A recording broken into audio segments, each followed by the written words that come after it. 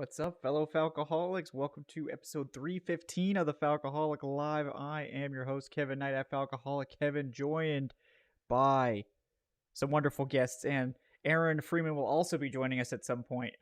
He has succumbed to the hotel internet. Mine is, for now, supporting the show. So we will hope that holds out with the phone on standby to take over. But before we get going, of course, want to welcome in the folks that are here at the moment. You can see Tre'Shon Diaz is with us. Of course, he's at Ep315, Tre'Shon.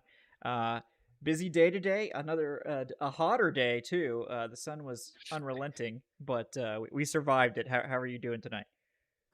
Yeah, doing well.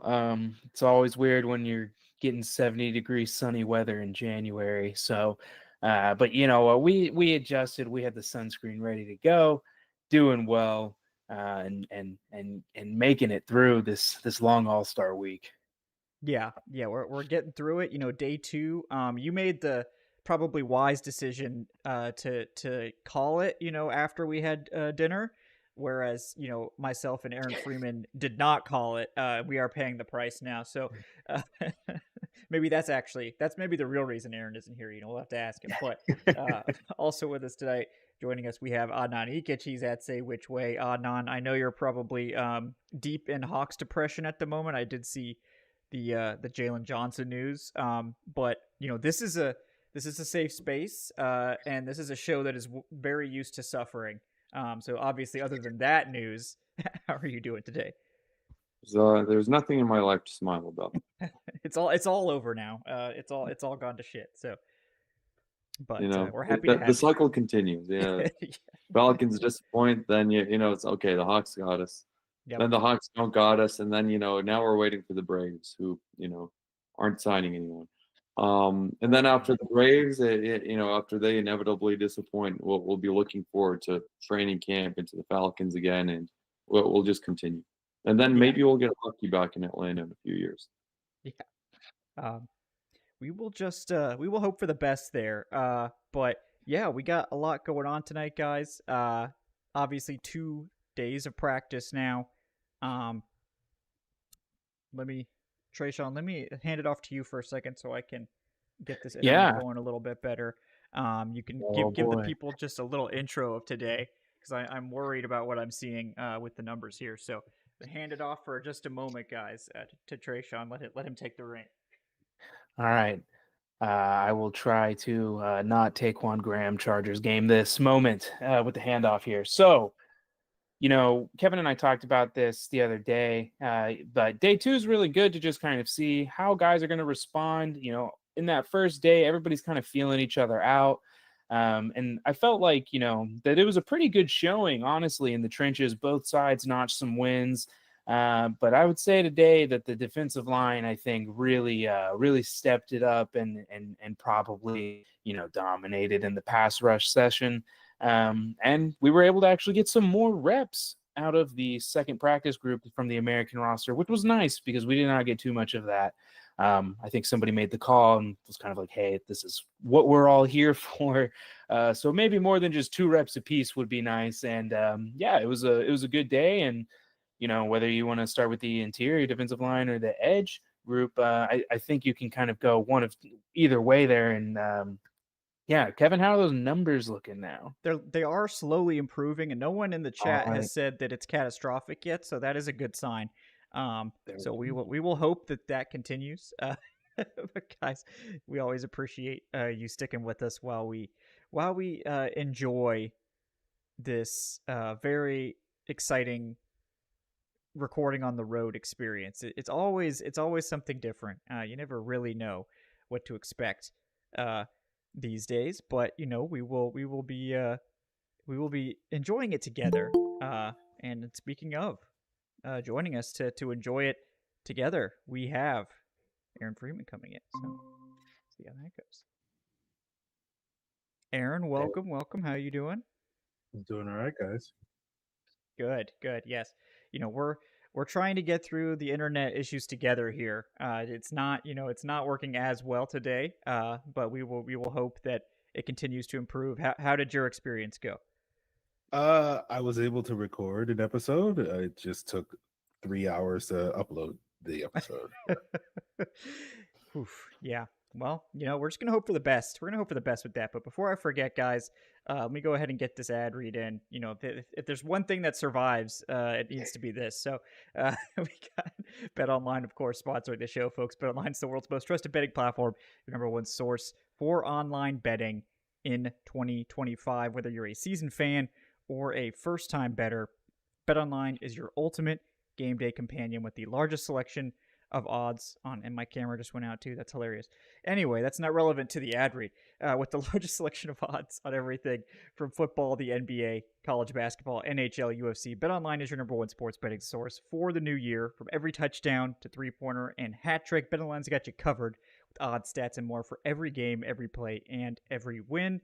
Make sure when you sign up to use our promo code BELIEVE. That's BLEAV to get access to the latest promotions and all that good stuff. BetOnline, the game starts here. And of course, want to shout out our other sponsor, Underdog Fantasy. We will be, of course, firing up some new picks for the Super Bowl next week. So look forward to that. Hopefully we'll have a better record than we did the last two times, neither of which ended up working out super well for us, but that's okay. We're going to push through it and keep going. But guys, make sure you check out Underdog Fantasy, where they've got that unique pick'em style format. They've also got, of course, daily fantasy contests and regular fantasy if you're looking for some place to run your league. So check those guys out and make sure when you sign up to use our promo code BIRDS, that's BIRDS, to get up to a $1,000 bonus cash offer and some free picks. So make sure, check that out. Those guys at Underdog Fantasy. Thanks to those guys for sponsoring today's episode. All right, I'm going to fix my camera. Should only take a second. For whatever reason, it just pops out. Gotta love the polka dot true artwork here in the hotel room. Just want to make sure that whoever's staying there just kind of starts to go insane as they deal with these technical difficulties. It's they know what they're doing. They're trying to get you out of the room, get you onto the beautiful airport boulevard, go out there and enjoy the sights and sounds of Mobile, Alabama, and really take in that lovely civil engineering that they have. Oh God, yeah, we could do a whole show on Mobile, Alabama's traffic pattern, which is disastrous to say the least. So it's not good. It's not good, folks, is the short answer. But what was good was the first practice today. I didn't love the second practice so much. There was quite a few complaints about how the second practice was being run, but the first practice was awesome and featured probably the best single rep of the entire Senior Bowl, which was Mike Green absolutely bulldozing Josh Connerly, the Oregon offensive tackle, which basically elicited just cheers from everyone there. It was a crazy rep. I think everyone was so used to Mike Green just speed rushing, basically all of day one, and then he comes out and just goes straight through Connerly, who looked really surprised by it. Yes. And to be fair to Connerly, he went against Green again a few plays later and did a much better job. But I think it was kind of a statement by Green saying I'm not just a speed rusher. I can do this too. And you love to see that from a guy like that. So obviously happy to see that. But yeah, what did you guys? I mean, I think we're talking about biggest winners so far, and I think Mike Green obviously has to be one. Would you agree with that statement? Yeah, unfortunately for Connerly, he was on the wrong end of that physics lesson. And to give him a break, he was enjoying some delicious seafood the night before. And I think it was just kind of one of those things where he hadn't quite really recovered from that meal. We were there. We had, the same the meal, and I could see how that might make him a little sluggish to start off the day, but he did recover, like you said. Yeah. Go ahead, Aaron. I was going to ask if you thought the same. Yeah. No, it was funny because Connerly, I thought on day one was one of the best offensive tackles, and then had a couple of rough reps on day two. So I think Trey's onto something. There's got to be a common denominator here, and it's probably all that fried food that was sitting a little low in his belly and throwing off sort of his balance and whatnot. But it's funny when you look at sort of Mike Green, where it's like we knew that he was a speed rusher. We knew he was a finesse rusher. And on day one, his speed rushes and his finesse rushes were effective. His one power rush against Minnesota offensive tackle Ariante Ursary was not particularly effective. And today, his power rush against Connolly was very effective, and his finesse and speed rushes were a little less effective, because you're talking about that rep that he had right after that with Connolly, where he tried to sort of break him inside, and Connolly kind of shut that down. And then I think he had another rep later in the practice where he tried to use his sort of inside or outside spin move, and that also got sort of shut down. So it was interesting to sort of see Mike Green's sort of contrasting effectiveness. But I knew, for me personally, going into this week, like, I wanted to see more of that power, and to be able to get that on today, even if it was only for that one rep, to me was very impressive. Yeah, and this was a guy that I know a lot of Falcons fans and just draft people in general were really excited to see in Mobile against the higher level of competition, and he's absolutely answered the call. And I know, like, Falcons fans now are going to get depressive about it, like, oh, he's too good, he's not going to be there at 15. I still think there's a 50% or better chance that he is available at 15 when it's all said and done, but he's definitely, like, lifted himself for sure into that top 15 conversation, whereas I think before the Senior Bowl it was sort of like maybe more of the 15 to 30. Now I think it's more like you could see him creep into the top 10 in some mock drafts and stuff like that. But the flip side of that, if Mike Green does go early, it means someone else is likely to be there at 15, so that could potentially work out as well. But I picked the total layup. So Aaron, I'll let you pick the next player to talk about, since I took the completely obvious guy. Well, I know Shamar Stewart was a guy that was creating a lot of buzz on day two. And I think a big reason, going back to kind of a similar conversation where I talked about with Mike Green, where it's like we know what Shamar Stewart is. He's very much a bully, a bull in the china shop. And today he was just like, you know what? I wasn't winning that much on day one, trying to do other things. So I'm just going to go back to what I do best, and I'm just going to overpower every single guy here.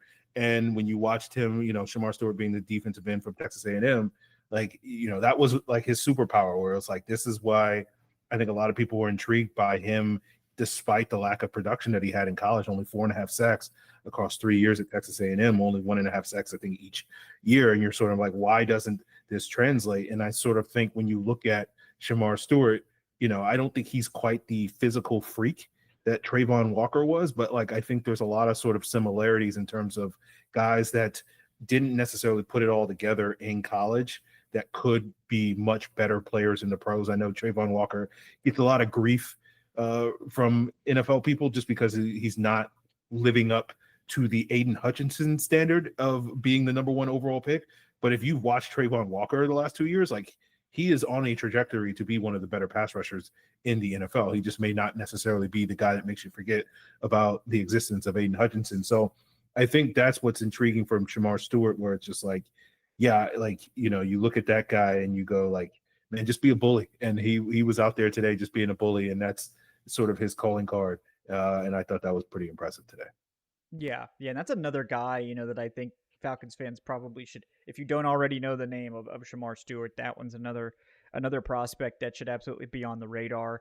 And he's in that conversation as well for that first round sort of grade, and certainly looks the part. I mean, he's definitely one of the most jacked up dudes here, that's for sure. And I think today he was really, really working hard to kind of be a little bit more of a standout player. I mean, he didn't have a bad day one. It was a little bit quieter, but I think today he was really trying to, like, emphasize his presence here in Mobile, and we all certainly enjoyed watching that.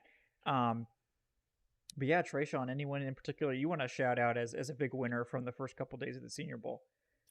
Yeah, I'll do a 2-for-1 here for some day two guys. And I thought that South Carolina edge Kyle Kennard and University of Texas edge, I believe it's Barron Sorrell? I think it's Barron, yeah. Okay, yeah. Barron Sorrell. Both of them I would describe that, very steady. And I think that they've been really building on their practice sessions through the first 2 days. They're showing up in both teams and in the pass rush drills. They're not guys that are dominating, but they're finding their ways to win. And both of them are a couple of players where, hey, maybe the Falcons do something crazy and double dip. These are guys who I think have pretty good floors for day two players.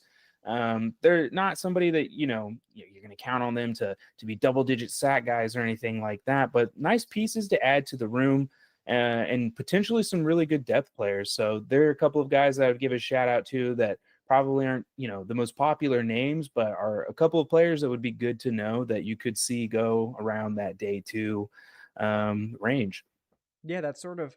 I mean, and I think that's important for this Falcons team too, because they're only going to be able to. I don't really see this team getting more than one first round pick, right? So they're probably looking at some sort of trade down, and then possibly maybe having more than one day 2 pick. That would be nice. That's probably the more realistic scenario than getting another first. So whatever they don't get in the first, they got to find something on day 2. Hopefully multiple guys, which has been a big struggle, obviously, of Terry Fontenot's tenure here, has been finding those guys on day 2. And Alex Foster with the $5 donation. Appreciate you. Alex says, I traded back. Good. That's what we should be doing, right? In a mock and got Mike Green, Princely, and Xavier Watts. Did I cook or did I burn? I mean, I think that's absolutely cooking if you can make that work for sure. At this point, I'm not sure you can get Mike Green in a trade down, but, obviously the mock draft simulators haven't been updated with the Senior Bowl stock jumps yet, considering it's happened like today. It takes them a little while. So given the context, I mean, absolutely. Yeah, that would be fantastic. But kind of on that note, like Adnan, is there anything in particular, you're interested in as a Falcons fan who's not actively on the ground here? Like, what are you interested in hearing about, any particular players or positions? Honestly, a couple of players just at linebacker at this point, just because I do think that, Swell pass rush has been sort of the Moby Dick to our Captain Ahab for the past decade plus. I feel like pass or linebacker last year was left a lot to be desired. So, I mean, one guy that I do want to know about specifically, Jeffrey Bassa over from the University of Oregon. I know he was former safety. He's very stout in coverage, a little on the smaller end, but we're in the modern NFL now. I'm wondering about him possibly as a day 2 guy for the Falcons, and just how he's been performing in the first 2 days. If you guys have had a chance to look at him.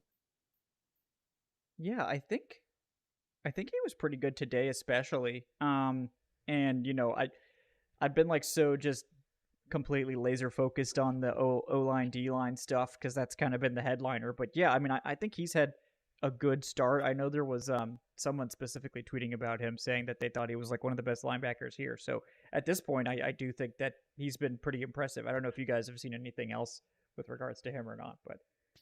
Not in regards to Bassa, but another player that's a safety that's kind of been converted linebacker in this environment, Justin Barron, out of Syracuse. I think he's somebody that's been pretty intriguing. I think you see the coverage ability show up. He is a bigger safety. So I kind of like what he's been able to offer. And there's been some linebackers here that are going to fit the mold of what I think Ulbrich and the new staff are going to be looking for. Yeah, piggybacking on that point, like the one thing that you can say that's been consistent wherever Jeff Ulbrich has been, whether it was in Atlanta or now in New York, is that he values athleticism and speed at the linebacker position. He's a big believer in I'm going to draft the traits and then I'll coach up the guy. And you've seen that works successfully, and especially with Mike Rutenberg being that linebackers coach in New York, with Jamie and Sherwood and Quincy Williams, 2 guys that were very traits-based guys. Sherwood being a safety convert in the pros, having a really breakout year, player that a lot of people were sort of looking at as potential future Falcon if and when he gets to free agency, in the next month or so. But the thing I will say about Bassa is, I think the GPS has him as the fastest linebacker here.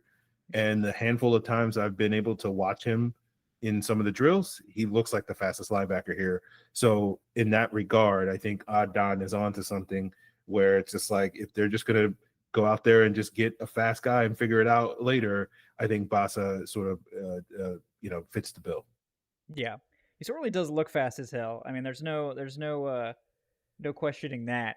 He looks speedy, and there's definitely some talent here at linebacker, and definitely trying to look at that position as well. But the edge guys are kind of the headliners this No, week, it seems like, and it's hard not to look at them. I mean, no, Yeah. of course. But I do think that the Falcons are going to go into this year prioritizing linebacker a bit more than they did going in the last offseason for sure. yeah, I think Yeah, so I too. would agree with that, definitely, just with looking at those hires. Yeah, no, I think they definitely want uh reinforcements at linebacker. I think last year they were like more confident in this group maybe than they should have been, but yeah, at this point, we're just gonna hope that they can address at least some of the issues we have with a lot of positions on defense. And the interior is another spot, like in this Senior Bowl group, that I think we've seen a lot of guys really stand out. I think we saw some of the same guys continue to stand out. I think Oregon's Jamari Caldwell was not someone I was on my radar at all going into this week, and I mean, he has looked like a very interesting nose tackle prospect. I've really enjoyed him in particular.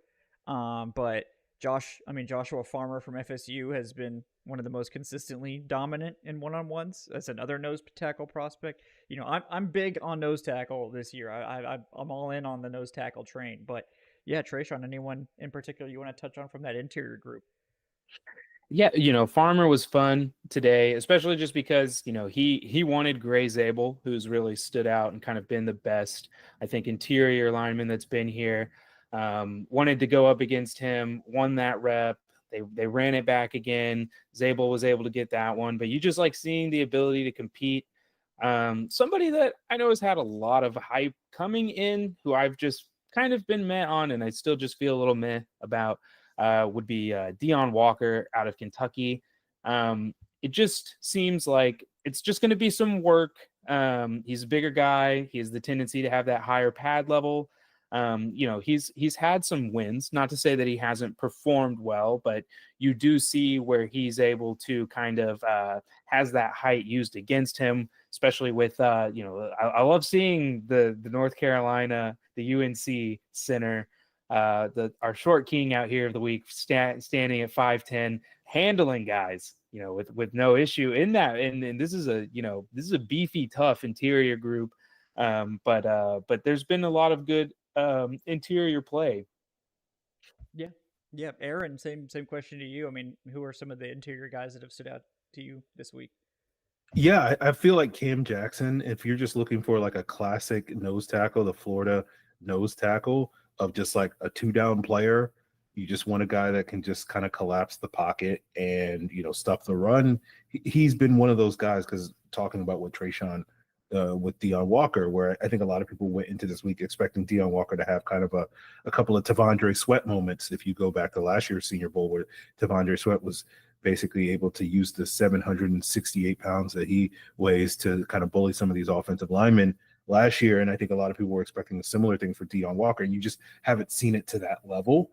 And it's not to say that, Cam Jackson is delivering on that, but it is one of those things where I feel like Cam Jackson has been probably more consistent in terms of the big guys on that American team in that second practice, in terms of just doing traditional nose tackle type of stuff. And then I also want to give a shout out to, I think, Darius Alexander, the Toledo interior D lineman, who, when I was going back and looking at the recording of the 101s that I did, I think he won every single rep that he had on day 2. And I thought, going back from day 1, I was like, yeah, it's fine. I think him and a bunch of these other guys on the interior, like Josh Freeman and Aeneas Peoples from Virginia Tech, were kind of lost in the shuffle on that day 1, in part due to, what Tre'Shon's talking about with like Gray Zabel and some of those other guys being able to shut some of those guys down. I felt like Darius Alexander today especially was really impressive. And so that's another guy that's sort of popping up on my radar, because I didn't really go into this week watching too many of the interior guys, just because I feel like the Falcons probably have that mostly covered outside of the nose tackle position. So it was just kind of like Deion Walker, Walter Nolan, And that's really about it in terms of guys that I watched ahead of time. But there's been a couple of guys popping like Farmer, like Peebles, like Alexander and Cam Jackson that I definitely want to go back after now this week has gone on and be like, okay, I think these guys are worth revisiting in terms of what they can bring on the interior.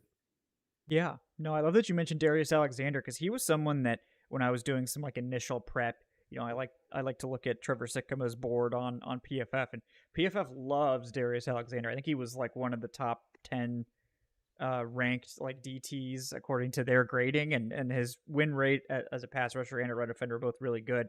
Obviously, it's the Maction, right? It's not the SEC, but this week he certainly doesn't look out of place. I think he's been doing great work here, so he's definitely someone I would keep an eye on as maybe a early day 3 type of guy. But yeah, nose tackle's probably the main one that you would be expecting them to address. But I say that frequently, and so far I'm not sure that they've ever really addressed nose tackle, except for last year where they addressed it with Zion Logue, a player that they had such low regard for that they cut him and put him on the practice squad and watched him promptly get poached by a superior football team in the Buffalo Bills. So that all worked out really great. So yeah, but what do you think about interior D-line, like nose tackle or anything else? Do you think that is a spot that we're likely to see investment this offseason? I mean, possibly. Like, I'm not saying that it's something where it's like it's a huge priority for the team. I mean, also we do have to see what happens regarding the salary cap with Grady Jarrett and David Onyemata. Both guys could possibly be cap casualties. I know that people don't want to hear the word Grady Jarrett and cap casualty together because he is a fan favorite. Personally, I do think they will probably give him a chance to maybe stay on the team via a pay cut. But I think if they do end up moving on from both of those guys, the rest of the interior roster is what you have. Taquan Graham out there. You did drop Brandon Dorlus last year. I mean, I can see them bringing in one of the bigger guys on the interior, but I don't really see them prioritizing that to the point where they spend a draft pick on someone. It could be, a cheap free agent signing. Yeah, that would be very on brand for them to ignore nose tackle again. So that would not shock me in the slightest. But yeah, this is a good class to do it. So I hope they're at least tempted by the thought. But yeah, I mean, there's a lot of guys I think that we haven't touched on yet that were really like some under the radar guys. I know Tre'Shon, you mentioned, or Baron Sorrell, but I really liked, I think, what I saw from RJ Oben, who was the late addition to the Senior Bowl roster from Notre Dame. He's absolutely looked like one of the better guys on that second group, despite kind of being it felt kind of like an afterthought with some of these guys that they get in at the last minute. But I think he's definitely been someone that's impressed. I think the edge group in general the D-line versus the O-line has kind of been one-sided so far this week in the one-on-ones. In the team drills, it's been a little bit more obviously well-rounded, but the D-line does have the advantage in these one-on-one drills. It's kind of the opposite of the wide receiver cornerback one-on-ones, which obviously favor the receiver in a big way. But yeah, I mean, I've been really impressed with just the edge group overall. This is a great year to need an edge rusher, thankfully, for this Falcons team, which desperately needs one. But yeah, Aaron, I mean, at this point, given what we've seen from the talent here in Mobile at edge, kind of as a more meta conversation, could you see one of these guys actually being the Falcons pick? Are they gonna do it? We've been asking for it for feels like forever. Are we gonna see an early edge rusher pick? I guess we don't have to commit to the first round necessarily, but you think they actually do it this year? I think there's a good probability of it happening. Again, you never can put anything past the Falcons to zig when everybody expects them to zag. But when you look at the history of their drafting under Terry Fontenot, they have leaned very heavily on Senior Bowl players when they've drafted defensive players. It's been like 75-80% of their defensive draft picks have been guys that either played in the Senior Bowl or like at least accepted invites to the Senior Bowl and then chose to opt out for various reasons. And so if that holds true again this year, given the expectation that I think a lot of us have that, depending how many picks they have, but I think most of us are going into this offseason expecting, not only in free agency, but also in the draft that to skew towards that defense, given how many holes that they have at all three levels of that defense, that there's a high probability that they're going to be taking several of these guys in the draft. And now with 5 picks, that might only mean 3 of them wind up being picks for the Falcons currently. But again, as I'm sure you guys have been discussing here, the expectation is that we will get more draft picks in the coming weeks and months at some stage. But again, the Falcons will zig when you expect them to zag. So we'll see on that front. But a couple of guys that I do think when we're going past the sort of the first round guys, like the Mike Greens, the Shamar Stewarts, guys that have stood out to me. Donovan Ezeraku from Boston College, I think, has been pretty consistent. Josiah Stewart out of Michigan has been also pretty effective. And then there's a couple of guys that, weren't necessarily on my radar going into this week. You mentioned RJ Open going from Notre Dame. You don't often see guys that played in a national title come down to the Senior Bowl. They usually just kind of punt on this. I don't think there's a single Ohio State guy here. And I think RJ may be the only Notre Dame guy here, if I'm not mistaken. Maybe there's another player at a – who is it, Tre'Shon? Jack Kaiser, who is somebody I was going to actually bring up. Yeah, Kaiser had an interception today. He had a really good play picking off a pass, I think, from Jalen Milroe, if I'm not mistaken. But, I think a couple of guys that have sort of sprung up on my radar is Olu Odedesho from UCLA. I feel like he's had a good week, and I had really never heard of him until I saw the rosters, on Sunday and Monday. And so he's another guy that I'm going to have to go back and rewatch the film because they've used him both inside and outside. He's been using, he won, I think, today on a cross chop. I've seen him win on a bull rush. So he's displayed a pass rushing repertoire that is intriguing to me. And, again, I have no idea where he's projected to go in the draft because I'd never heard of him until like 48 hours ago. So I'm assuming he's like a middle day 3 sort of guy or whatever, based off of just, I figured I had heard of most of the guys that were day 1 and day 2 options. But he's certainly a guy that has certainly impressed me so far this week. And so I think any of these guys on the outside, especially if the Falcons, do the thing that will frustrate so many of the fan base and pass on an edge rusher in round 1, there will be definitely good options, I think, on day 2 based off what we've seen so far in the Senior Bowl. Yeah. Go ahead, Tre'Shon. It sounded like you were already about to go into another Notre Dame player. So. Yeah, well, I was just about the UCLA guy, like Aaron. He was somebody that I didn't know much about, and it was interesting. They pulled him over after the pass rush drills to get some reps in too with the linebackers, do some coverage work as well. So it seems like could be a versatile player. I like Aaron, did not really know much about him coming in, so he's somebody I'll have to look at. And then I thought Jack Kaiser was really good today. He may have been the best linebacker, I think. Overall, he's kind of like your classic, I think mold. He's not like a super athlete, but good instincts, smart, good mover. You can tell he knows what, he understands his run fits. He understands his responsibilities in the team sessions, did a good job showing up there. I was looking at the linebackers pretty close today. Nick Martin out of Oklahoma State, he clocked in with the 3rd fastest time on the mile per hour tracker there. So he's somebody, I think you would describe his game as fast and physical. He's got a bit of a pit bull. He's not the biggest linebacker there, but he's very solid in terms of how he is built. And then this is somebody who, again, I don't think they've had, I think today was a little bit of a step down from their day 1. That would be Shamar James out of Florida.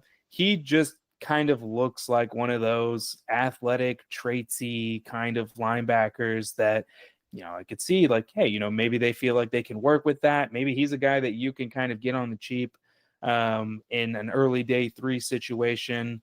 This linebacker class is going to be interesting to feel out and kind of see how all that ends up going. One that I really wanted to see that it didn't end up showing up, he ended up pulling out, was Carson Schweichinger of UCLA. He was a guy that I really wanted to get eyes on because he projects well to be that will linebacker. He's going to be I think he's going to test really well at the combine. But yeah, we got a much better look at the linebackers today, and there's definitely some guys here that I think are going to pique some interest from the staff for sure. Yeah, I think so, and obviously linebacker's a big need. As much as we would all love Troy Anderson to come in and save the day, like we've been hoping he would do for the last several years, it appears that they're going to play him on special teams and get him hurt. So, there's, that's just not going to last. But I know we also talked about, safety as a need, and I think there are some promising safeties here.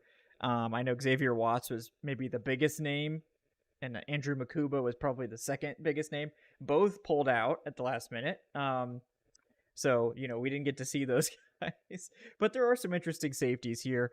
I do think the Georgia safety and Dan Jackson has been pretty solid all week. I did, again, like what I saw from Billy Bowman from Oklahoma. I think he's been pretty solid too. I think an Oklahoma State safety even showed up as a late addition, right, Tre'Shon? So I don't know how your boy's doing. Yeah, it's been all right. When you're one of the late edition guys, you're a late edition guy. So I think it's maybe a day 3 guy. yeah. And I know Carlos mentioned Chris Paul Jr., who was at the Shrine, and you watched him at the Shrine, and I mean I think he was as advertised. So yeah, Chris Paul Jr. is legit. That's somebody that, again, he's gonna fit. He's gonna fit that mold of fast linebacker, run and hit, good lateral mover, good in coverage. So he's definitely somebody that I think as well is going to be on the radar and be a potential fit for them. Yeah, I think that definitely could be an option. And yeah, I mean, I think what we've seen here is kind of what we thought it would be in terms of, this is a deep edge class with a lot of good players, maybe not outside of like Abdul Carter and a couple of guys, maybe not the most like top heavy class, which is probably good for a team like the Falcons picking in the middle of the first round, less good for those like teams in the top, 5 to 12 picks, not necessarily going to be getting the most premium guys. I mean, we'll see how it plays out. Obviously, the combine and people's opinions do change, but I've been very happy to see the depth up front here, and like the offensive line. Like the Falcons aren't really, I don't think, going to be all that interested in the offensive line this year, given again the pick limitations that we already talked about. But it is a good offensive line class, and I think that is one potential ticket for this Falcons team to trade down, is someone trying to get one of these top tackle prospects, maybe one of the top receivers, because it does start to thin out after those top guys. So those are definitely some things to watch, even if they're not specifically for the Falcons. Those guys could raise their stock and encourage teams to possibly trade up for them. But yeah, Adnan, I kind of have a similar question for you as I posed earlier. Like, is this the year? Do we think the Falcons are actually going to do it and take an edge rusher in the first round? Knowing the Falcons, we want them to trade down to get more picks. Knowing the Falcons will probably trade up, and they will get a skill position guy. Yeah. I mean, hey, Ashton Jeanty and Bijan Robinson, that sounds like a hell of a running back duo this year. Look, I think so. Like, I think that this is finally going to be the year, just because, I mean, look, that pass rush, a couple of years ago, they somehow reached 40 sacks. I still don't know how that happened. But I mean, last year, I think the alarm bells are ringing at this point. Even though they did have that good run after the bye week where they were finally getting some pressure on the quarterback, I think Raheem Morris, being that defense first guy, will have some sway at this point, whereas obviously Arthur Smith in the past, offensive guy, he wanted his weapons, he wanted his toys to play with. I think this is the year where the Falcons will finally go defense under Terry Fontenot. And I mean, it just makes sense that it would be an edge guy. The Falcons haven't had one of those since John Abraham, still to this day. It feels like every single year we say it's been since John Abraham. and the longer it goes, the more it's like the more it seems like John Abraham is a relic of the past. Yeah, yeah, I agree. Yeah, so I mean, I think if I were to sit here in January, I would say yes, that this will finally be the year the Falcons go with the pass rusher, knowing the Falcons are going to do something that, none of us are expecting. Yeah, after last year's first round, which funny enough, like was probably the most controversial Falcons first round pick in quite a long time, ended up maybe being the best one since, a couple other great ones maybe a decade ago, but we'll see. But that I do find that really funny. But yeah, this year, I mean, I hope I ultimately like kind of a meta conversation. I do think that this is likely to be a much more like present focused draft opposed to like last year, which felt very future focused, which really seemed to clash with their insistence that we're trying to win now and all this. I mean, I know the Kirk signing kind of suggested that, but then everything else they did basically until Judon and Simmons kind of suggested the opposite. This team's hard to get a read on. That's for sure. We know that. But yeah, I mean, we can go straight up with the question, and we'll go around the horn here. But like Tre'Shon, I'll let you go first. But at this point, 15 Falcons are on the clock. You got to put it to paper right now. Who are the Falcons taking? Assuming they're at 15. I'm not going to hold it to you if they trade, but yeah. It's not about where they are. It's about who's there when they're there. And boy, I can see Will Johnson right now. Depending on these corners, the Texas corner, whose name is escaping me right now. Barron. Yeah, Barron. Yeah, Jahdae Barron. Jahdae Barron and Will Johnson. If we're talking about a present-focused Falcons draft, you can make the argument that both of those guys would check that box. We've talked about this edge group. We've talked about this being a good year to need front seven help because of the depth of it. Maybe they feel like they, don't have to splurge in the first round. Maybe they like some of these other options as well. If I had to say it right now, I give the people what they want. Yes, I think they're going to go edge, but there is a really good chance that you could see them if they had the ability to trade down and maybe take somebody like Princely in the mid 20s or something like that. But it feels like, yes, this is the year they finally do it again, and they take their first round edge since Tack McKinley. Man, it's been a long time. It's been so long. Yeah, Aaron, who right now at January take, who's the pick for the Falcons in the first round? Yeah, I mean, this is a tough question given how the board is going to stack. I think is going to be really one of those big topics of conversation over the next 3 months because of the number of quality edges in this draft class. It's going to be kind of that what's your flavor of edge rusher that certain teams are going to be like, we want the big physical guy like a Shamar Stewart, or we want the small speedy guy like a Mike Green, or some teams will look at a Jalen Walker out of Georgia and feel like, is he an edge? Is he an off-ball linebacker? Is he both? That sort of thing. So that's why, like, asking this question, that's why I'm vamping right now, because I'm just like, I don't know. But like it's one of those things where it's like, that's why the conversation about what order and how these edges are going to stack, I think is going to just change so much, and it's going to be so hard to predict this year. And we'll get to the draft night, and it'll be kind of similar to that draft with Vic Beasley, right? As well as the Tack McKinley draft, because those were drafts, I think, both where we had like 5+ edges go in round one, and we didn't quite know the order. We knew in that 17 draft it was going to be Myles Garrett, and then your guess was as good as anybody else's who was going to be like 2 through 6 or whatever in that draft. And then the Vic Beasley draft, where it was like you had Dante Fowler and Vic Beasley and Bud Dupree and Shane Ray, and like no one really knew how those guys were to go. So I think this year is probably going to be like that. So I'm delaying, stalling as much as possible. Really, the wheels are turning. This is professional podcaster stuff here. It's like you got to buy time.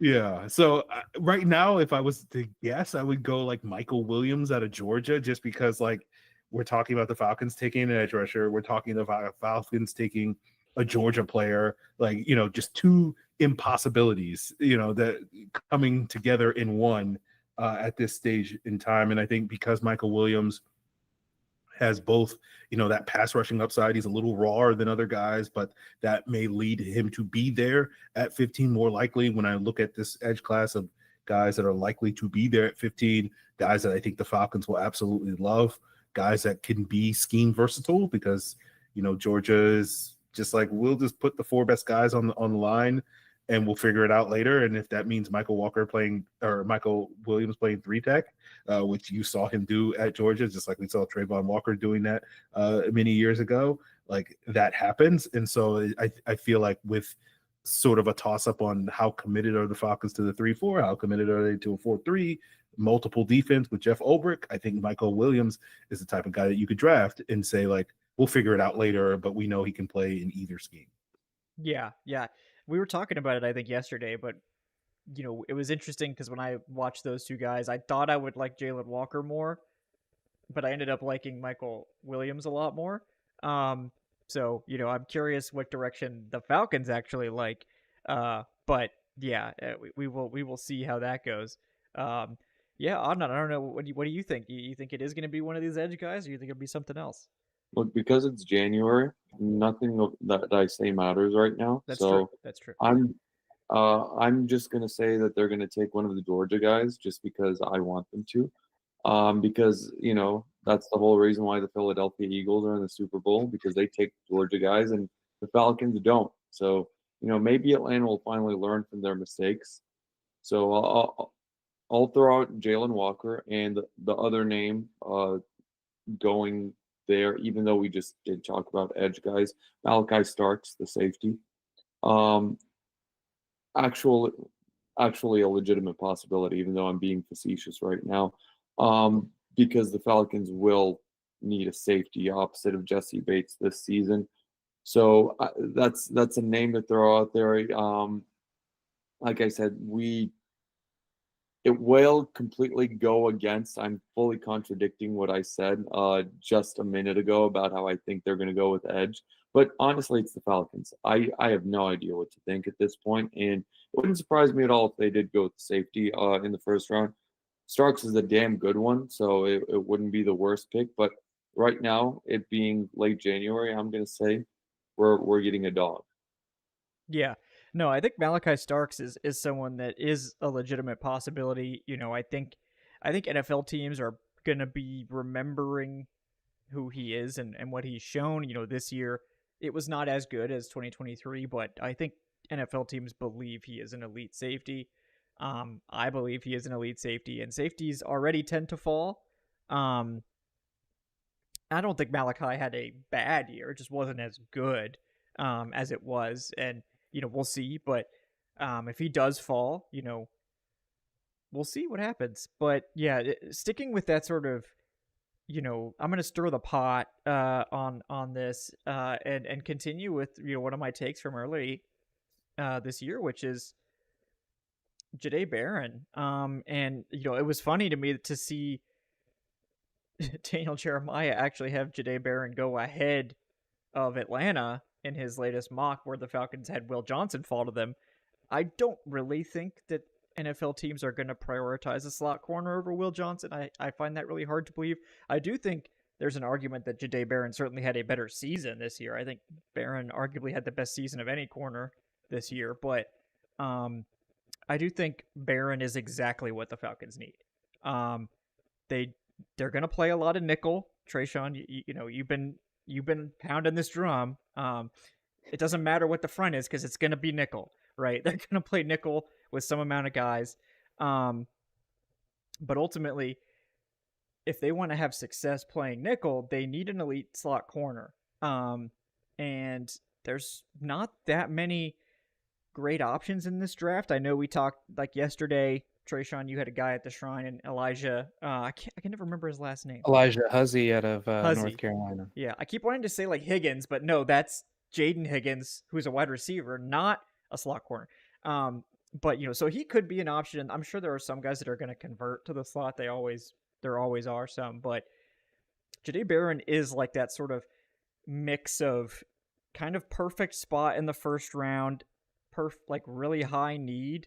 It's not something that is typical. You don't often see slot corners go early. I think Devon Witherspoon was kind of the most recent big example of a team really prioritizing an elite slot corner. But I do think that this Jahdae Barron is a special player, an elite slot option. I think they really do need that.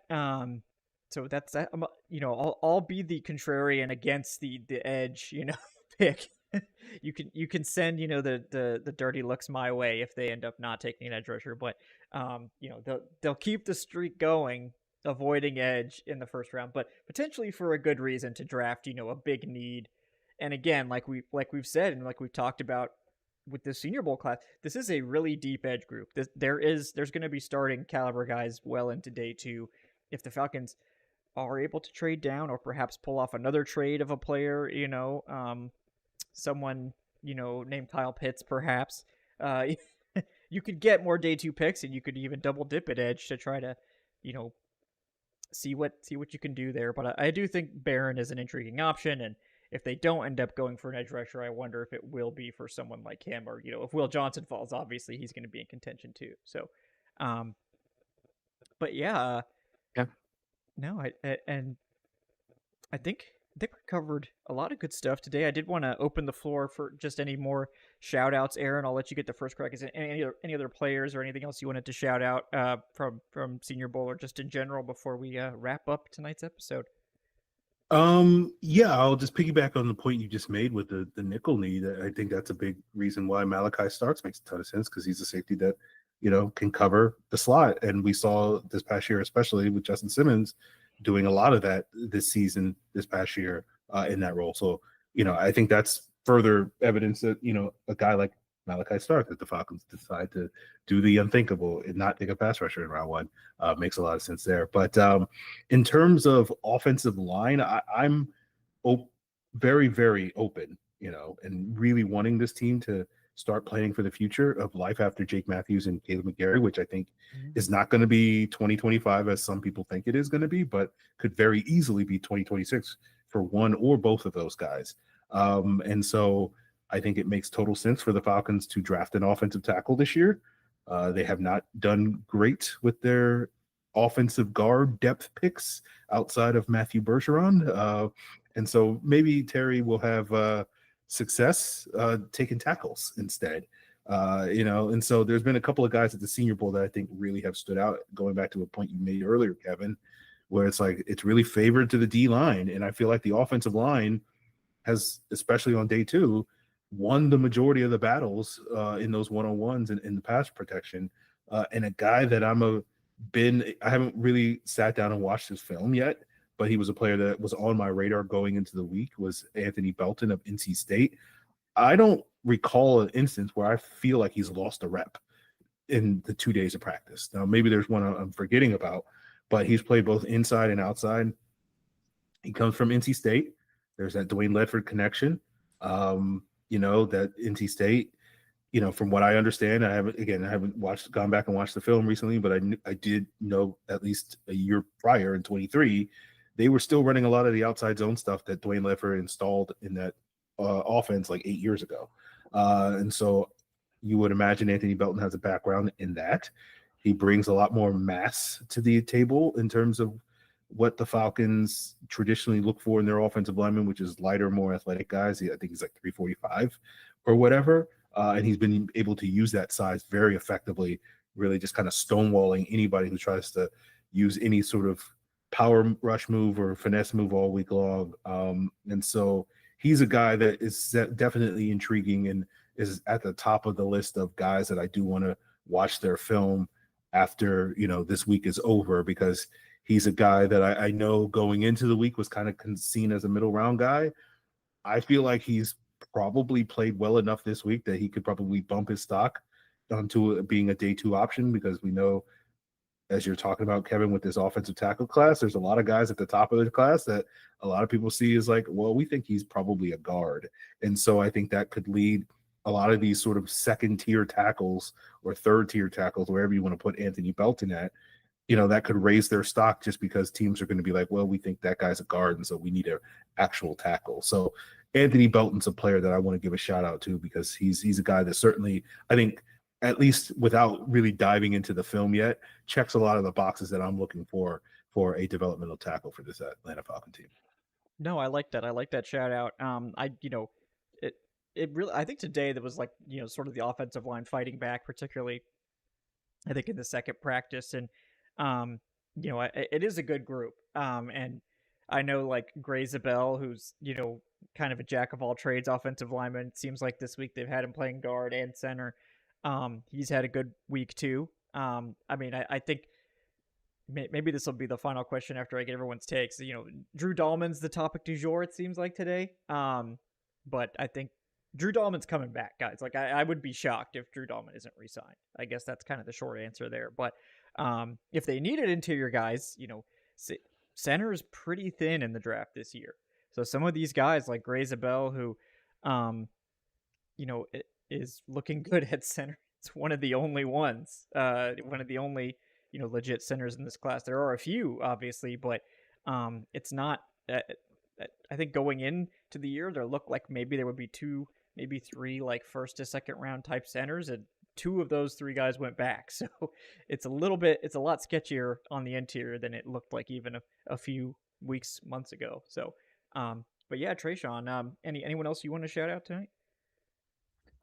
Yeah, you brought up center, and there's already some chatter hitting the streets. And I'll echo your point, Kevin, that this would be a very interesting time to try to jump into the center market.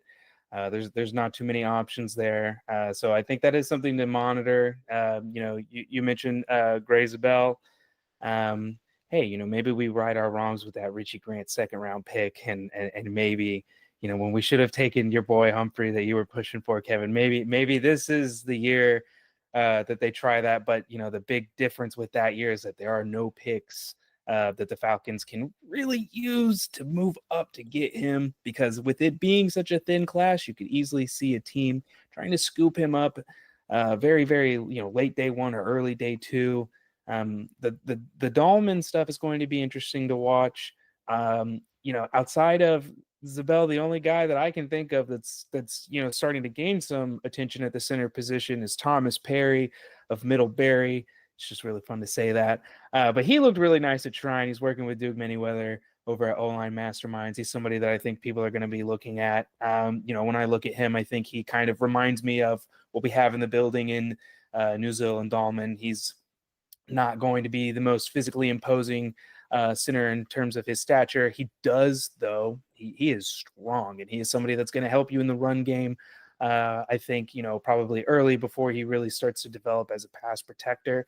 But I think all of us tonight have made really good points and have basically laid it out for you that there are many avenues for the Falcons to go in terms of finding instant impact players for their defense. So, whatever they do with that first round pick, they're going to have other options on those later days, and to still be able to fill those needs, it's just going to go down to, does the DB brain trust in the building win out in terms of getting that corner, getting Barron, getting Johnson, or getting Starks, getting a safety, or are those old meathead linebacker coaches going to come in and knock a couple screws loose and get us those linebackers, get us those edge players that we're all thirsting after early.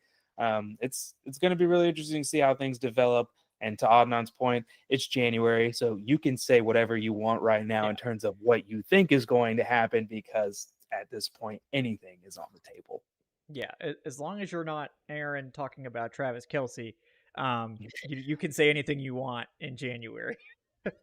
Apparently that was a bridge too far, which I think is unfair to Aaron personally, but it is funny, but it's gone too far. Okay, I'm gonna put my foot down and say that it's gone too far. He's almost finished. He's almost retired. I know. I'm just waiting for the day so that it's gonna come back 5 years later when he goes into the Hall of Fame. So I there's at least two more times where I have to be exposed by that. Yeah, that he's gonna era. catch that game-winning Super Bowl touchdown, and Yeah. your mentions are just gonna catch flames again, and it's a yearly tradition at this point. But I know we did have someone ask real quick what the center franchise tag would be. The answer is too much because there is no center franchise tag. It's just offensive line, and that would be an estimated $25 million tag, because it's based on tackle salaries. That's obviously not going to be an option. They will just pay him. Like, I think Shout out PFF to CBA for finally getting a win. That was I learned that this week. I was like, oh, I did not realize that's how that works. I didn't realize that either. Like, so tag is, I think it's about 25 million to answer your question. Cool, so 25M, yeah. Making the highest paid center in NFL history.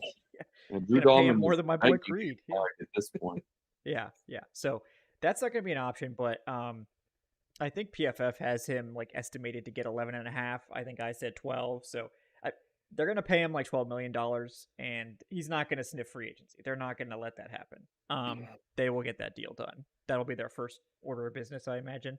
So, we'll see what the actual number is and what the terms are and all that. But I don't think they're going to try to dip their toes into moving on from their center when there are, like, as you guys mentioned, like, they're already probably going to have to go after new tackles in the near future. Might as well get that interior settled so you don't have to try to plug like 7 holes at once. But Adon, anything else from you tonight before we sign off? No, you guys are doing a great job down there. I hope you guys are enjoying it and enjoying each other's company. But yeah, I want to say stay warm, but I think it's been too warm because Kevin was telling me it's 75 degrees down there in January. Oh, just hot. Yeah, so I mean, stay cool, I guess. But yeah, definitely enjoy it. I know it's the kickoff to draft season, and we have a lot of draft takes coming in the coming months for sure. Yeah, we're appreciate that, Adon, and we got lots of stuff coming. This is just the beginning, Senior Bowl and Shrine Bowl are just the beginning of draft season.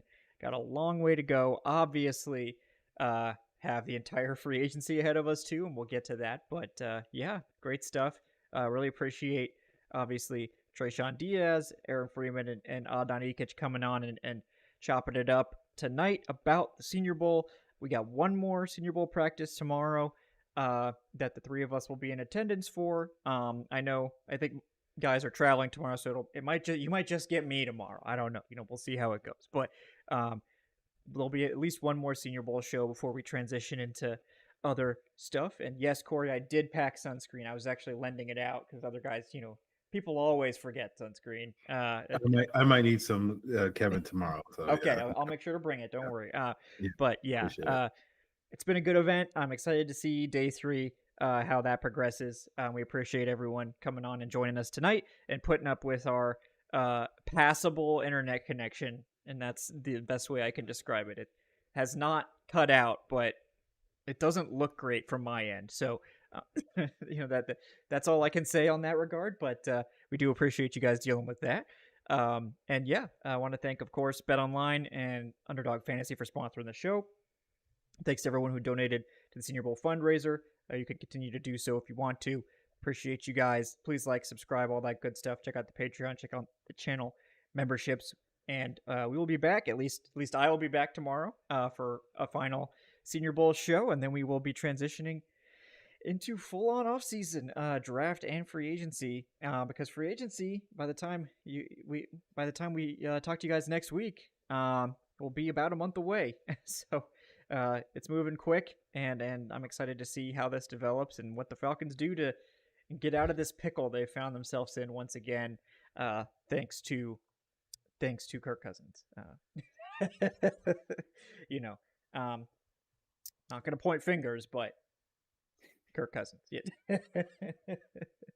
I still can't believe people are like, oh, the Falcons hosed Kirk Cousins. They took advantage of that poor man. Kirk Cousins isn't the one that got taken advantage of, all right? I'm just going to say that. Shout out to Kirk, though. I did enjoy having Kirk Cousins here. That like 6-3 start, that was a lot of fun. I do actually like Kirk Cousins, but financially, difficult situation. So we will see how that develops, and we'll see who's right about whether Kirk will be traded. Is it fact or fan fiction? We will see. It very well could be. So we'll see how that develops. But again, thank you guys so much for joining us. We will talk to you next time on the Falcoholic Live. Have a great night, everybody. Thanks.